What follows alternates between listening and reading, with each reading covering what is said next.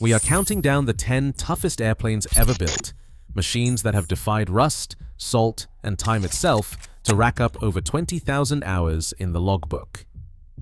From bush planes battered on rocky shorelines to night-flying freighters and airliners punished by thousands of landings, these legends were engineered for infinite life, not planned obsolescence. You will hear about overbuilt aluminum, steel trusses, and maintenance cultures that turn old birds into immortals. Which airplane earned the top spot in the 20,000-hour club? Let us start at number 10. In 10th place, the de Havilland DHC-2 Beaver is the pickup truck of the North, an airplane that shrugs off abuse most machines would not survive. This is the float plane that lives in salt water, slams into docks, and still makes its next flight on schedule. Corrugated duralumin skins run down the Beaver's flanks, adding stiffness you can feel with your knuckles. Welded steel forms the backbone, holding up under loads that would crumple lighter designs. In Alaska, it is common to find beavers with over 35,000 hours in the logbook, and there are birds in Canada still earning their keep after 70 years.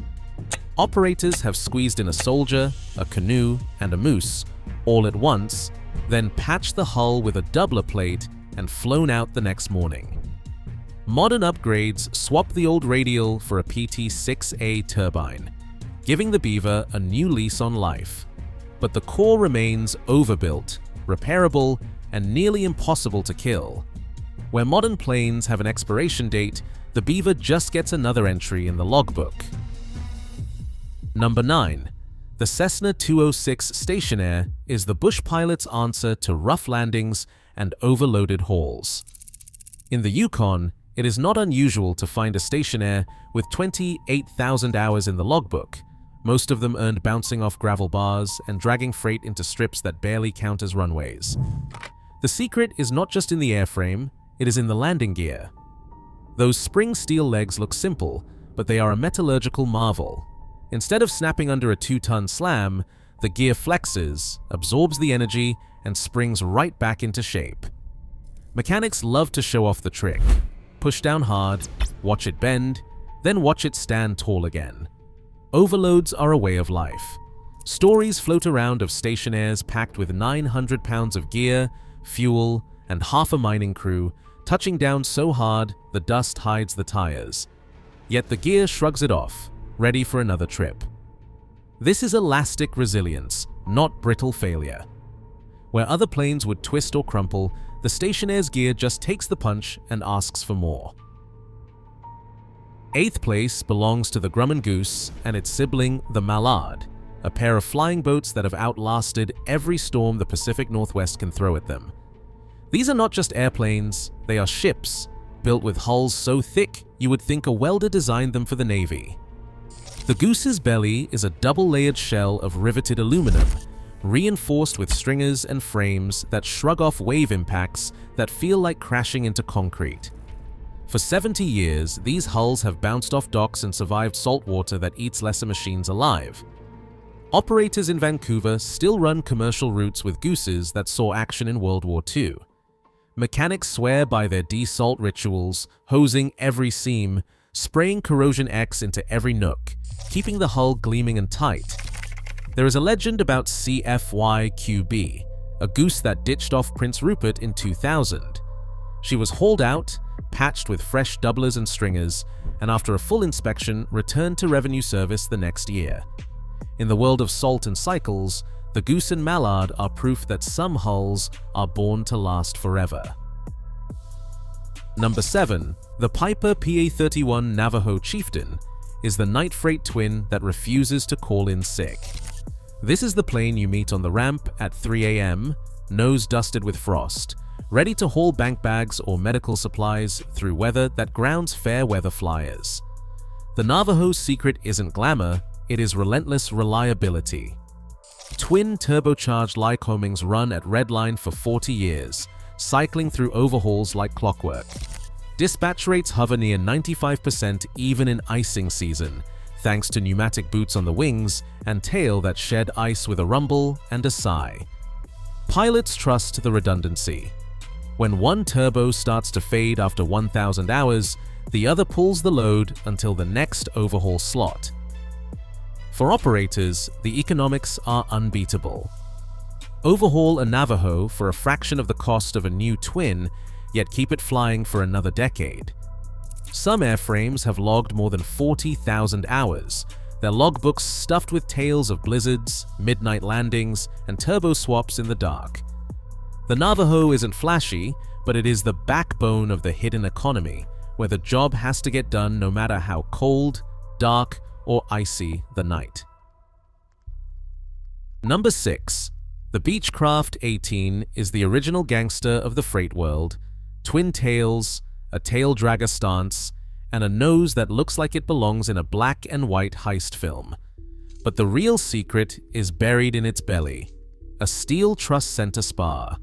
A structure so overbuilt it borders on immortal. While most planes rely on aluminum spars that fatigue with every landing, the Beechcraft 18's steel truss shrugs off flex and load, redistributing stress through a latticework of metal.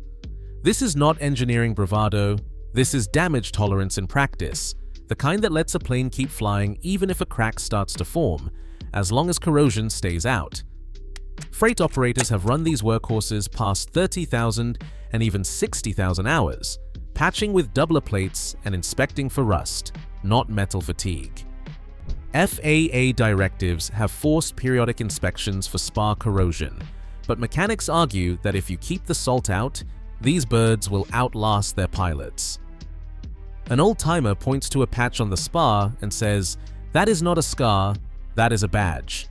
In a world where most aircraft have a shelf life, the Beechcraft 18 proves that with enough steel and vigilance, you can build something that refuses to die.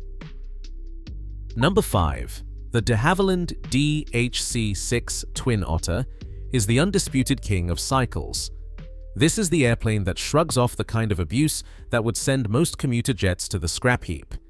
In the Arctic, in the islands, on jungle strips, wherever the job demands a landing every 15 minutes, the Twin Otter just keeps going. Ken Borek. Air operates otters with logbooks showing more than 65,000 hours and an estimated 80,000 to 90,000 landings. That is not a typo. These machines rack up more cycles in a decade than some airliners see in their entire lives. The secret is brutal simplicity. Fixed tricycle gear, no pressurization, thick aluminum spars, and corrugated skins. There is nothing to retract, nothing to leak, nothing to break if you slam it onto a gravel bar or a frozen lake. Mechanics talk about gear overhauls the way you talk about oil changes.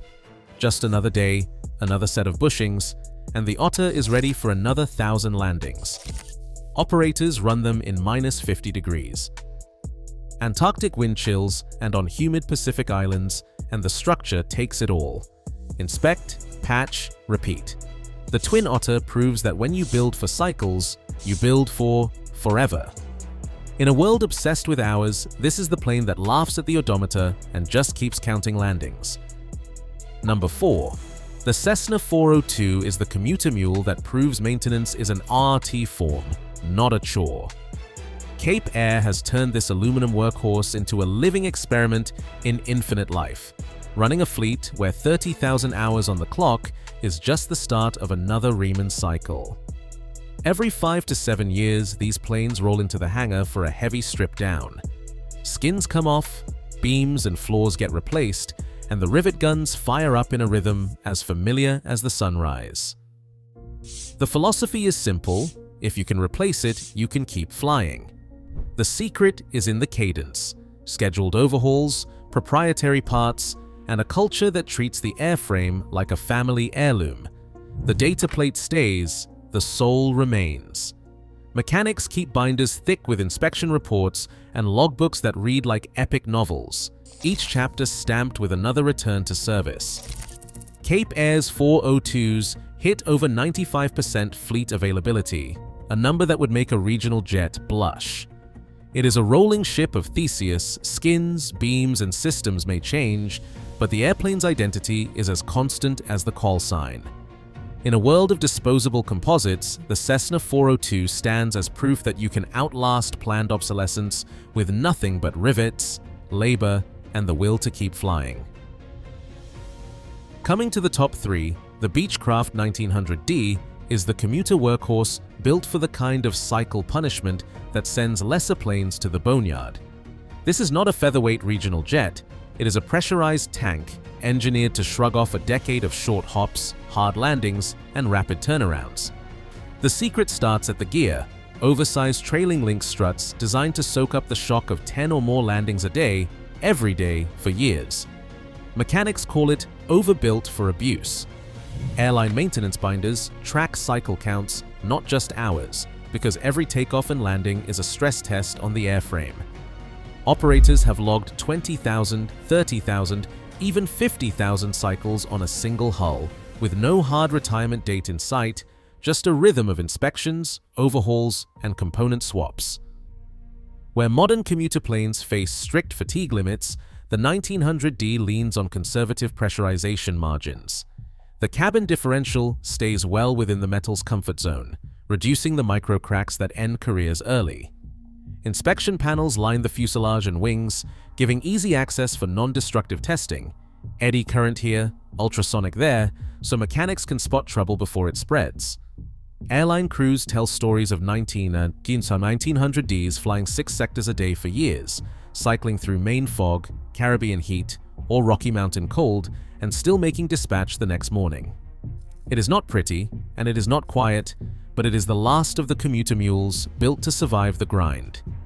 In the world of planned obsolescence, the Beechcraft 1900D stands as proof that when you build for cycles, you build for forever. Number 2, the Douglas DC-3, now reborn as the Basler BT-67, stands as the civilian legend that refuses to accept the concept of retirement. 80 years after its first flight, airframes that once dropped paratroopers over Normandy are still earning a living, their logbooks swollen with 60,000 hours or more. The secret is the multi-cell wing, a design so redundant that if one spar cap cracks, the load simply shifts to the next. This is damage tolerance in its purest form, a structure that expects abuse and is built to survive it, patched and doubled as needed, never condemned by a single flaw. The Basler conversion takes this philosophy to its logical extreme. Each BT-67 is stripped to bare metal, reinforced and stretched, then fitted with modern PT-6A-67R turbines and new avionics. More than 60 DC-3s have gone through this transformation, emerging with a documented 12,000-hour overhaul interval and no fixed expiration date. Operators like Ken Borek Air run these ships on polar routes, hauling 10,000 pounds of cargo through conditions that would sideline newer designs. Every few years, a BT-67 returns to Oshkosh for another deep inspection. Corrosion chased out, doubler plates riveted over any fatigue, the soul of the plane preserved by its data plate. This is not nostalgia, it is practical immortality. The DC-3's multi-cell wing does not just resist failure, it shrugs it off again and again, proving that when you build for infinite life, you do not need to plan for obsolescence. With Basler's program, these airframes are poised to haul freight well into the next century, making the DC-3 the undisputed master of civilian longevity, second only to the institutional might of the B-52. And finally, in first place, the Boeing B-52 Stratofortress stands as the indestructible colossus of the sky, a machine that has outlived its designers, its enemies, and the technology it was built to fight. It rolled off the Wichita line in 1962, forged from heavy-gauge aluminum and steel, built to absorb the shockwaves of nuclear war and the grind of daily training sorties. Today, the same airframes, tail numbers unchanged, are still on the ramp at Minot and Barksdale, their logbooks stretching past 50,000 hours. The B-52 is not just an airplane, it is an institution. Generations of aircrew have handed down the same tail numbers from grandfather to son, each entry in the logbook a chapter in a family's history. The secret to this longevity is not just overbuilding, it is institutional sustainment. Every decade, the Air Force pours billions into engineering change proposals, new radars, digital cockpits, and now Rolls-Royce F-130 engines that are slated to carry the fleet past 2050. The B-52 structure is a masterclass in damage tolerance, with redundant spars, multiple load paths, and a wing box that shrugs off cracks when crews perform regular inspections and install doubler plates. Unlike modern jets, there is no hard retirement date, only a rhythm of depot-level overhauls, corrosion control, and upgrades that keep the bones young. GAO reports confirm that the B-52 will serve into its 10th decade, an unbroken chain of metal and memory. This is the ultimate proof that with enough steel, enough vigilance, and enough national will, you can build a machine that refuses to die. In a world obsessed with efficiency and obsolescence, the B-52 is the last word in infinite life, an airborne monument to the era when engineers built for forever. Across all these high-time legends, one pattern stands out. Real durability comes from overbuilt metal and repairable design, not planned obsolescence. These machines endure by absorbing punishment, tolerating cracks, and living beyond their intended lifespan, defying the limits that ground modern composites. In a world obsessed with efficiency, their infinite life proves that true engineering greatness is measured in decades, not design cycles. Old iron never quits. Share your highest time stories below.